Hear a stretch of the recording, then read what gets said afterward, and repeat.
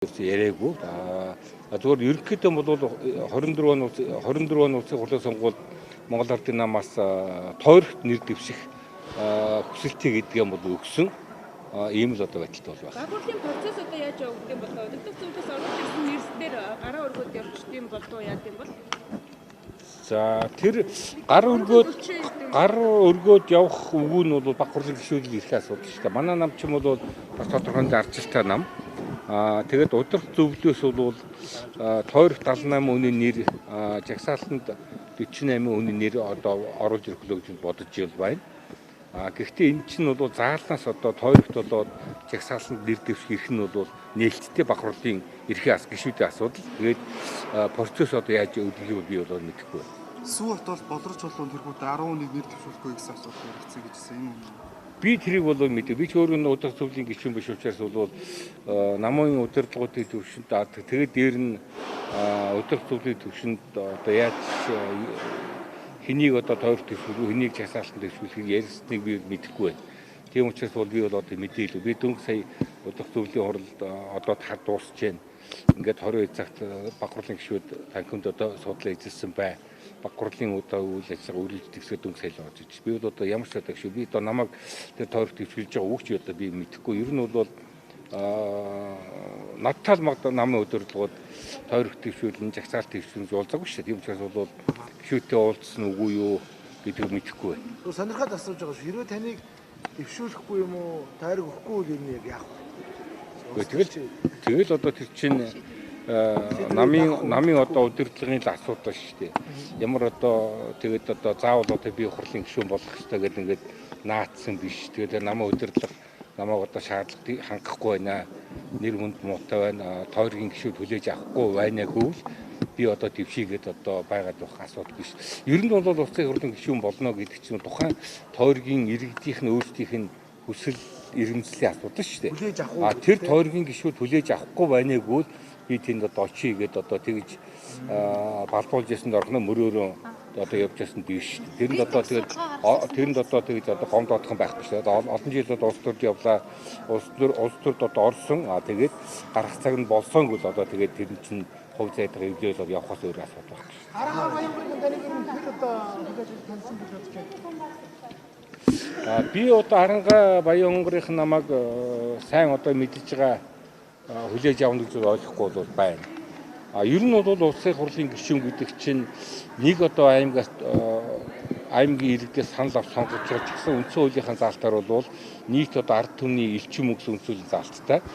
Нөгөө талаас улсын хурлын гишүүн бол ард түмний нийт одоо ард түмний эрх ашгийг улс орны эрх ашгийг одоо хамгаалан эрхэмлэн дээдлж ажиллах үнцүүлэн заалттай шүү дээ.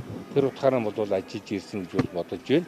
Би эдгээр Уранга аймгийн сонгогчдын эрх ашгийг сонгогчдын саналыг авч их хурлын гишүүнээр сонгогдсон гишүүнч гэсэн нөгөө талдаа нийт одоо үндсэн хуулийн ард түмний одоо элчийн хувьд бол нийт одоо ард түмний эрх ашгийг хамгаалж ажиллах юм одоо хуультай.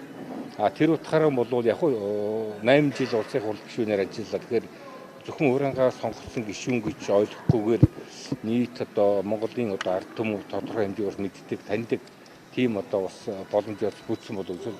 Боловсролын зайлсхийсэн хөгжлийн банк нүүрс зэрэг нэр хүндсэн дэвшүүлэхгүй гэсэн шүү гэдэг. Таны хувьд шаардлага юу вэ? Яг би бол тэр хөгжлийн банкт бол асуудлыг чинь улсын хурлаас байгуулагдсан ажлын хэсгийн гишүүнээр ажилласан.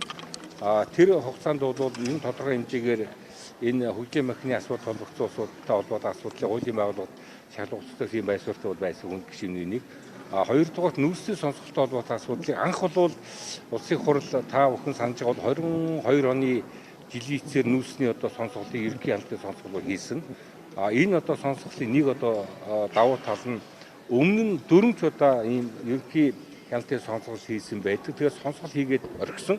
Гэхдээ улсын хурл тодорхой асуудал оруулж шийдвэрлэх байсан. Манай сонсголтын тэр сонсголын мөрөөр авсан арга хэмжээ бол их хурл тодорхой асуудал оруулж шийдэх. Тухайн та бүхэн мэдж байгаа бол 12 оны 4 сарнаас хойш одоо шинээр төрсэн одоо хүүхдүүдэд 5-7 эрдэс 5-7 хувь цаг одоо эзэмших асуудал одоо боловсруулах их хурлд одоо оруулж шийдвэл эрдэс 5 толгой ашигтай ажиллаж байгаа бол жил болгон эрдэс 5 толгой ашгийг ард түмэд одоо ноогдлаа шиг хууль асуудлыг шийдэх ийм одоо тогтоол гаргаж ирсэн. Манай тэр миний ахалсан тэр ерөнхий хяналтын сонсголоо. Тэрний дугуй энэ оны хавар улсын хурал засгийн газар асуудал их хурлд оруулж 12 оны дүүсгээс хойш төрсөн шинэ төрсөн сая гаруй иргэн хүүхдүүдийн эрдэнэ таван толгойд товцоог одоо 1000 төгрөг эзэмших асуудал шийдсэн. Хоёр дахь асуудал нь хамгийн сүүлд нь одоо эрдэнэ таван толгойн компани ашигладаг ажиллаж байгаа учраас 256 мянган төгрөг ноогдлоо шиг хууль асуудал болгосон шүү дээ. Гурав дахь одоо боловсролын зээлийн сантай холбоотой асуудал намайг одоо холбож ярьдаг. Манай нэг одоо 2 ч одоо хүүхэд зээл бол энэ бол сайдын юм уу улсын хурлын гишүүнээр ажилласныхаа үр дүнд ингээд юм зээлийн сангаас бол зээл авсан гэж ойлгодоггүй. Энэ 5 хүн мэдчихэж сонгуульч шалгуулалтанд тодорхой зарлаа. Тэгээд тэр англи хэлнийхээ TOEFL-ийн оноогоо айлцсахаа одоо оноог цуглуулж чадсан хүүхдүүд бол энийг бол авдаг юм журамтай байсан шүү дээ. Тэрнийхэн дагуу манай хүүхдүүд бол сурсан үнэн. Энийг нуух юм байхгүй. Хоёрдугаар гэрээ сургуулийн төгсөж ирээд Монголдо 5 жил ажилласан бол энэ сургалтын төлбөрийг нь тэглэнэ гэсэн ийм гэрээтэй. Гэхдээ манай хүүхдүүд бол хоёулаа сурж ирээд энэ Монголдо бол 5 жил ажилласан. Гэхдээ би бол энэ одоо бас гэрээг бол тэглэж явах бас тийм онцгүй тийм ёс зүйн одоо асуудал байхгүйгээд тэглүүлээгүй байж байгаа. Тэгээд боловсролын зээлийн сантай гэрээ байгуулад энэ одоо зээлээ төлөхөөр манай хүүхдүүд гэрээ байгуулад бол ажиллаж байгаа. Ийм л одоо ажиллаж байгаа. Гэрээний төлтний ийгдэр гарбахад охроо явж байгаа. Гэрээгээр нь бол Монголд 5 жил ажилласан бол энэ гэрээг нь одоо зээлийг нь тэглэнэ гэсэн ийм гэрээтэй шүү дээ. Гэхдээ бол бид нар манай одоо нэг хүүхэд нь бол төгсж ирээд одоо баг 7 жил болж байгаа. Гэхдээ бусад хүүхдүүдийн улсуудын хүүхдүүд манай хүүхдүүд яг тэр гэрээнийхэн дагуу сургуулийн төгсөөд Монголд ирээд ажиллаж байгаа. Гэхдээ 7 жил ажилласан ч гэсэн гэрээг нь би тэглүүлгүй наач юм бол бас одоо бусад ардны хүүхдүүдтэй бол бас давуу байдал олгосон гэдэг мөнгөний нэмрээ тэрийг тэглүүлж явах тэглүүлэг одоогоор тэгээ манай хүүхдүүд гэрээ явуулаад зээлийн одоо төлөх ийм удаа ажиллагаа явуулж байгаа. Энэ бол нэг тийм боломжийг одоо олгаасан гэж ойлгохгүй. Энд чинь хүн болгоны одоо хүүхдүүдэд нээлттэй байгаа боломж шүү дээ.